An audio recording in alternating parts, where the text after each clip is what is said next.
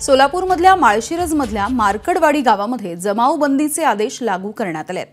आजपासून 5 डिसेंबरपर्यंत मार्कडवाडीमध्ये जमावबंदी लागू करण्यात आली आहे। दरम्यान मार्कडवाडीमध्ये उद्या बॅलेट पेपरवरती मतदान घेण्याची भूमिका इथल्या ग्रामस्थांनी घेतली आहे आणि यानंतर जमावबंदी लागू करण्यात आली आहे। निवडणूक आयोगाशिवाय इतर कोणतीही यंत्रणा अशा पद्धतीने मतदान घेऊ शकत नाही।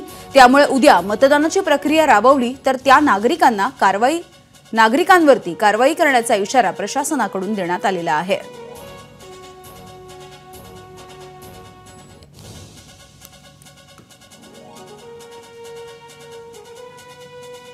तर सध्या सोलापूर जिल्ह्यातल्या माळशिरस या गावामध्ये पुन्हा एकदा मतदान घेतलं जाणार आहे। वेगवेगळे फलक या गावामध्ये झळकताना दिसतात। मतदान करण्याचं आवाहन केलं जात आहे, मात्र याला प्रशासनाने विरोध दर्शवलेला आहे। आफताब शेख आमचे प्रतिनिधी आपल्याला अपडेट्स देतात। आफताब, यामिनी खरं तर ग्रामस्थांनी एके बाजूने मतदानाची तयारी जरी केली असली तरी प्रशासन जे ते प्रशासनाच्या वतीनं कडक कारवाईचे इशारे जे आहेत ग्रामस्थांना दिले जात आहेत। कुठल्याही परिस्थितीमध्ये उद्या मतदान होऊ नये यासाठी प्रशासनानं जमावबंदीचे आदेश जे ते आजच लागू केलेले आहेत। अकलूजच्या विभागीय उपअधिकारी असलेल्या विजया पांगरकर यांनी हे आदेश लागू केले। आजपासून 5 तारखेपर्यंत हे जमावबंदीचे आदेश लागू असणार आहेत। खरं तर प्रशासनानं स्पष्टीकरण दिलेले आहे की ज्यावेळेस मतदानाची प्रक्रिया पार पडली ती अत्यंत निर्दोष पद्धतीनं पार पडलेली होती।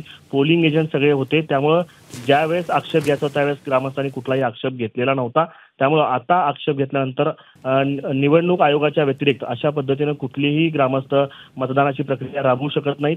जर अशा पद्धतीने प्रक्रिया राबवण्याचे प्रयत्न केले तर जे लोक ग्रामस्थ या मतदानात सहभागी होतील त्यांच्यावरती फौजदारी गुन्हे दाखल करण्याचा इशारा देखील प्रशासनाच्या वतीने दिलाय। BNSच्या 163 म्हणजे जे पूर्वीचं IPC 144 आहे ते आता गावामध्ये लागू करण्यात आले। 5 तारखेपर्यंत हे जमावबंदीचे आदेश गावामध्ये लागू असतील। यामिनी, अगदी धन्यवाद आफताब या अपडेटसाठी। ABP माझा, उघडा डोळे बघा नीट।